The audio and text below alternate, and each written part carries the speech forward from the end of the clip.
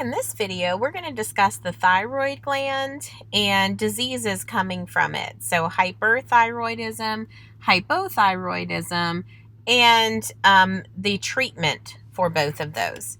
So let's start by just a reminder that your thyroid gland is responsible for the metabolism in your body. And so when we screw up the thyroid gland, we've got a lot of issues, and it affects every single body system. So if our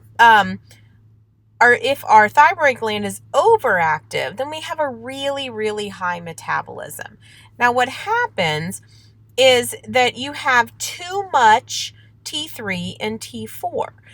It's also known as thyrotoxicosis, and you can have a thyrotoxic crisis when it's just out of control. We also refer to that as a thyroid storm. And with all of that T3 and T4 in your body, your patient is going to be really nervous and anxious. They might have heart palpitations. Their heart rate is going to be really fast. They're going to get tired really easily because they just are working so hard because their metabolism is so high. They're going to be really shaky. They're going to be weak. Okay. They will be eating a lot, but losing weight. They're intolerant to heat, and because everything's moving so fast, their body temperature is just, they're usually have a fever. Okay. Everything speeds up. So they're going to have diarrhea. They're going to be sweating. And a lot of times the thyroid gland itself will be enlarged. Usually if we have a thyroid problem, it's women. And that's because the most common cause of hyperthyroidism is Graves' disease. Graves' disease is an autoimmune disease that is characterized by the production of antibodies. So remember that autoimmune, you have antibodies that work against self, right? So these antibodies actually activate the TSH receptor in the gland. So remember that your thyroid gland secretes T3 and T4 when it's stimulated by TSH. And so the TSH receptor is stimulated, which means that thyroid gland just starts to make a whole bunch of T3 and T4, and the thyroid gets bigger. That's the goiter, okay? Now, if you have nodules in your thyroid that are perhaps, tumors, or it could be just excessive growth of the thyroid gland, that can also be a hyperthyroidism cause.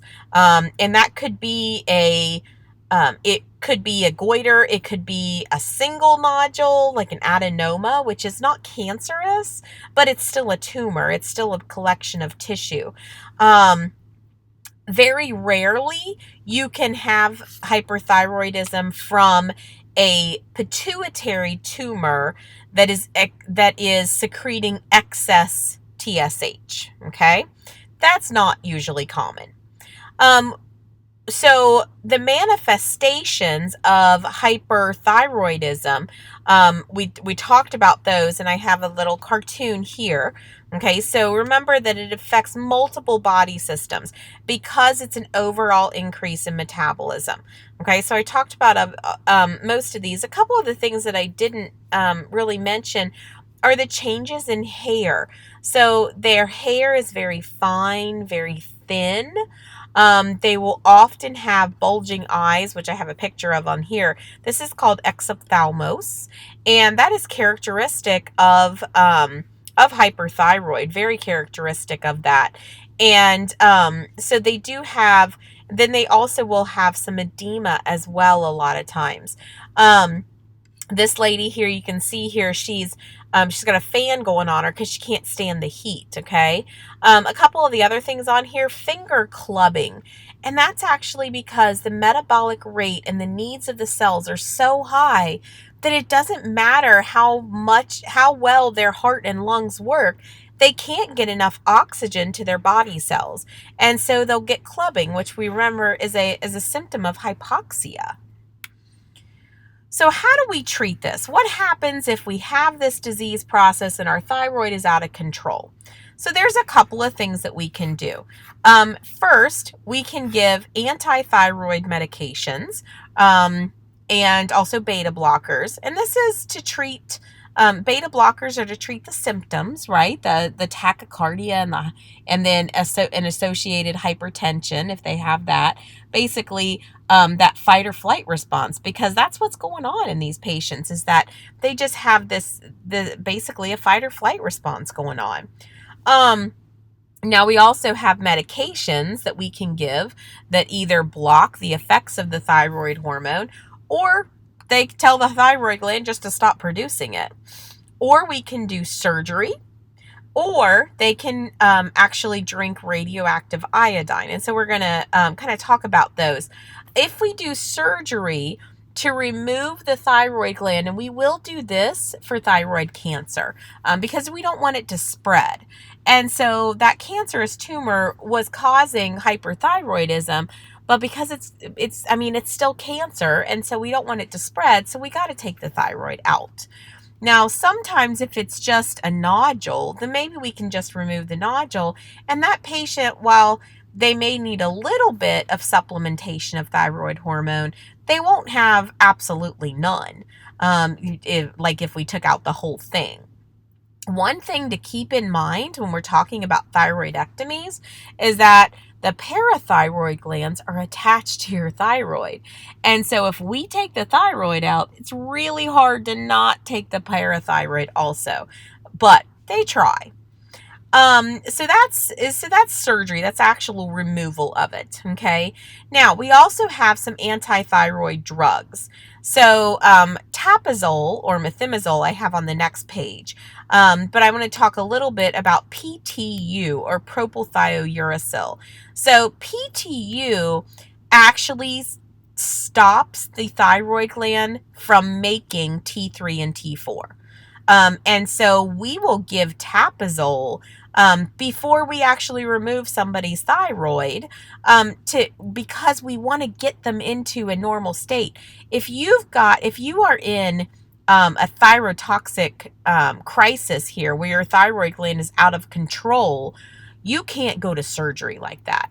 And so we'll give them tapazole, PTU, to stop the thyroid gland from secreting that hormone, and we'll give them beta blockers to block the effects of it until they get it out. Okay. Radioactive iodine. So the special thing about iodine is that the only cells that use iodine are those in your thyroid gland. And so we radiate the iodine, and now the cells are killed off by radiation. One of the things with radioactive iodine is, so your patient drinks it. They are radioactive, so you have to educate the family about radiation precautions then. Then finally, tapazole or methimazole. This one doesn't actually tell the thyroid gland to not make T3 and T4, but it blocks it. And so it doesn't matter how active your thyroid gland is. It's not going to have the effects that it does. Okay. Now, tapazole, or your really any thyroid medications, you have to give at the same time every day to maintain consistent blood levels. So somebody may be stable on a dose of tapazole every day to block the excess thyroid hormone. And that may just be what they do, rather than drinking radioactive iodine and killing off the thyroid.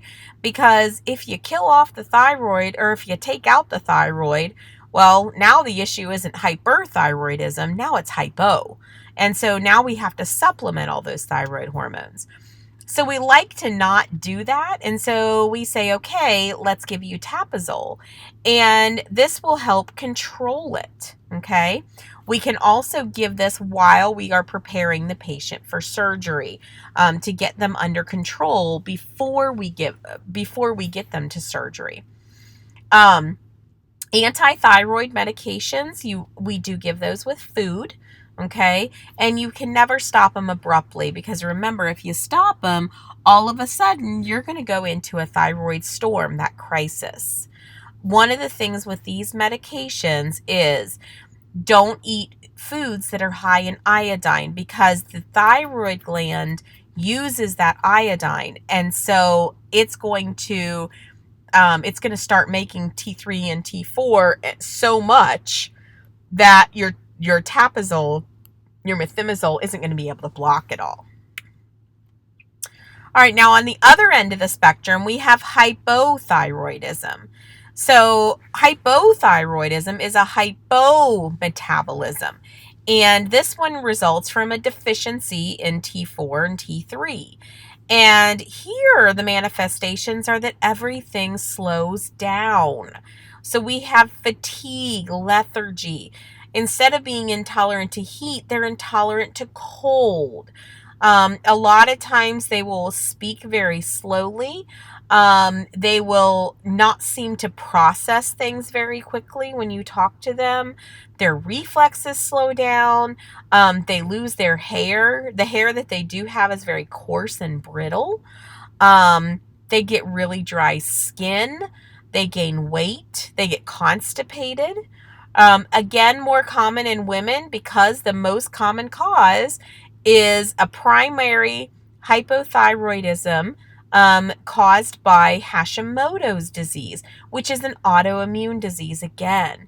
So in this particular disease, the thyroid is actually destroyed by antibodies. And so remember, you've got your autoimmune here. And so Hashimoto's is an autoimmune thyroiditis is the technical name for it. The other way we can get hypothyroidism includes taking out your thyroid for hyperthyroidism or cancer, radioactive iodine for the same things, hyperthyroid or cancer. And then they will sometimes have hypothyroidism due to the pituitary gland not secreting enough TSH, or maybe even the hypothalamus not secreting enough TRH to stimulate the pituitary gland to secrete TSH. And so that's a secondary hypothyroidism, when your pituitary gland doesn't secrete enough TSH. If it comes from the hypothalamus, that's tertiary. So you have to look up the chain, right? Up all the way up to the gland that's involved. So the other thing with hypothyroidism, we talked about the manifestations. If it slows down enough, the patient will actually not even have enough thyroid hormone to maintain life. Okay, and so they will slip into a coma, and then eventually they will die unless they get some supplemental thyroid hormone. Congenital hypothyroidism is actually hyposecretion of thyroid hormone as a child, and it causes, similarly to, as an adult, they have a low metabolic rate, but they also have delayed growth and sexual development, and possibly developmental delays as well. Now, it can just be slightly diminished, and we call that subacute thyroiditis.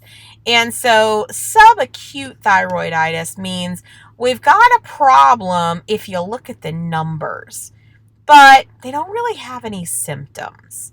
And those are the people that we keep an eye on, okay? And that's usually just detected by a standard lab work at a physical, that they'll see, oh, well, your levels are low, but you're not symptomatic, so we're going to watch it and check it again in 6 months. Here is your symptoms. Here's your symptoms of hypothyroidism. So we talked about these already. This one right here, these late clinical manifestations, hopefully we don't get to this point, right? Because hopefully we notice it when it's just here, but the heart rate will slow down really slow, and they will have mental status changes. They will become very drowsy, eventually going into a stupor and into a coma.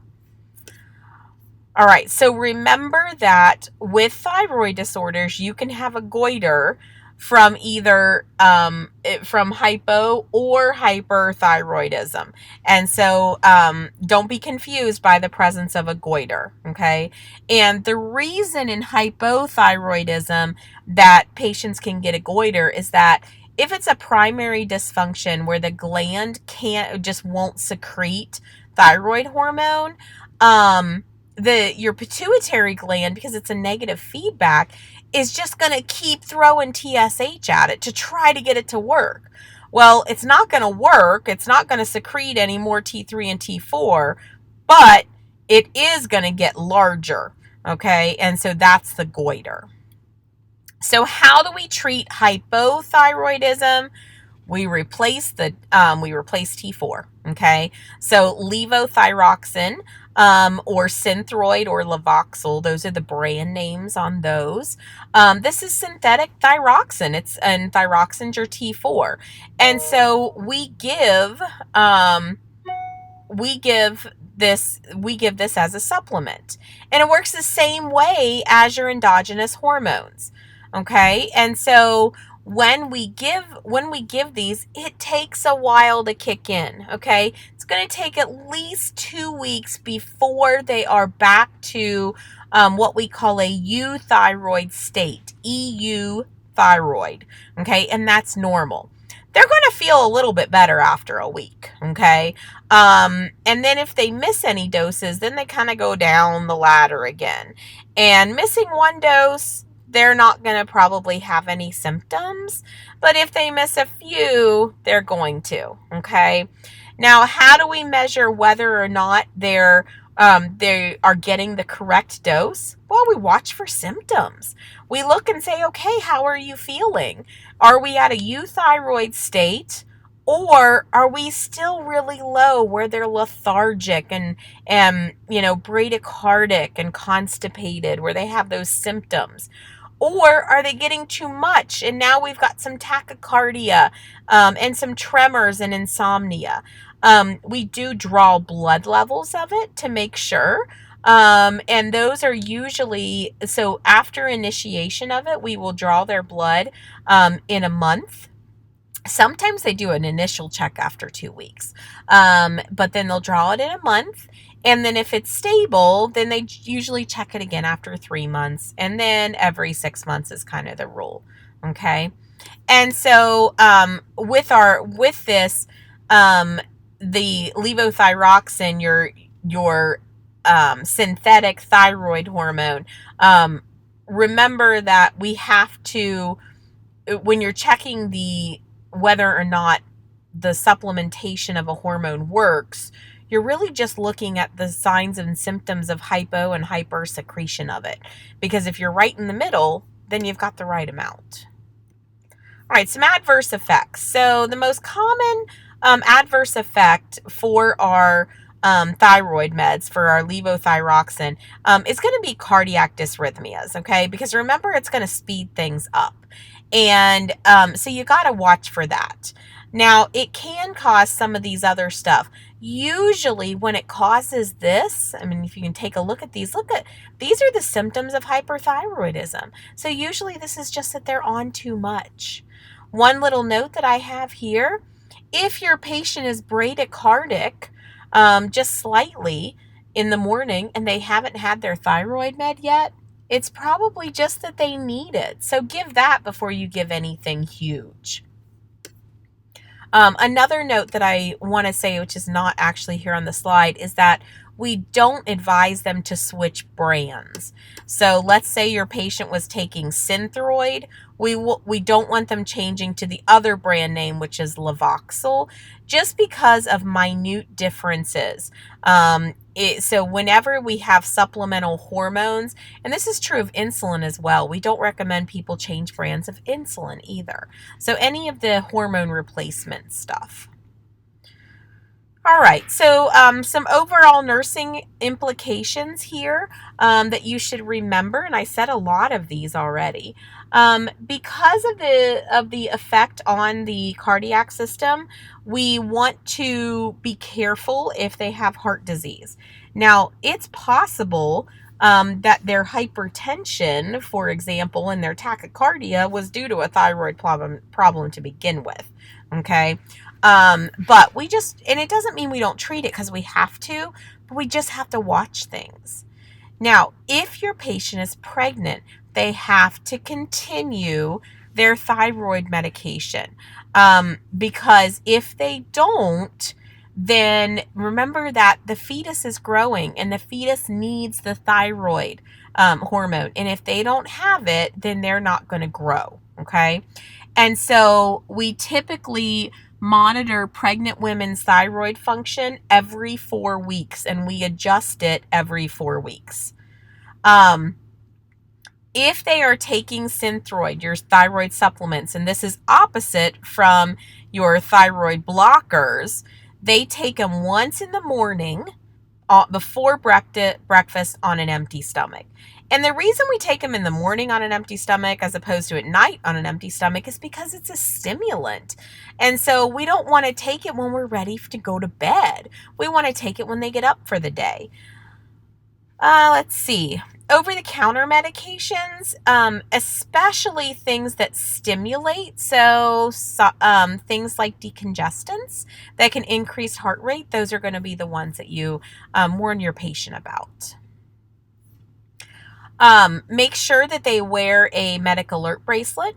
Make sure that they tell all their providers that they are taking it.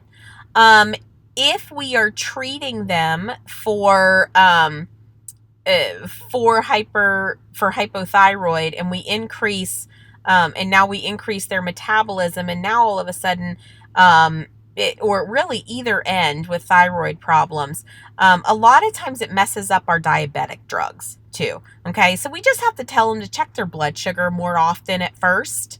It can interfere with digoxin levels, and remember what I told you in the past, if you're looking for something that interacts, dig is one of them to pick. Okay, so here's your therapeutic response.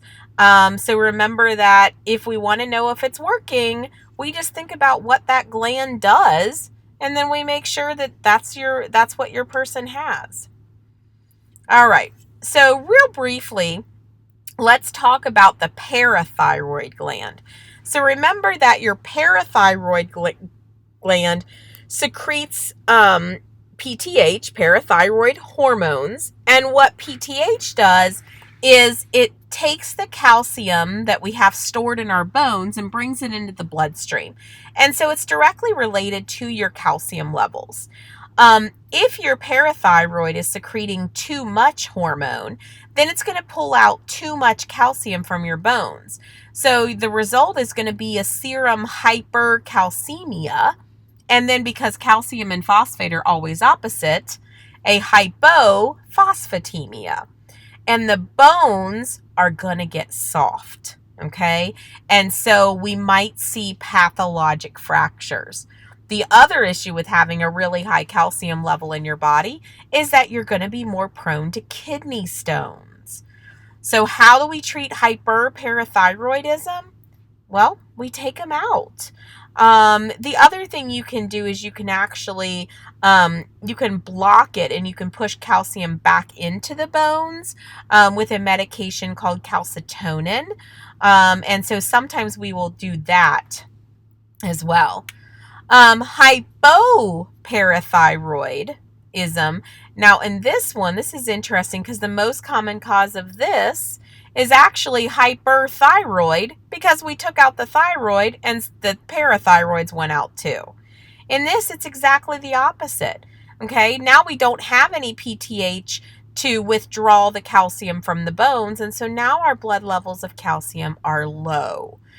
So with this one, we have to do a lot of supplementation of our calcium levels. And if they do accidentally remove it during surgery, they will try to reimplant it somewhere. And that concludes this video.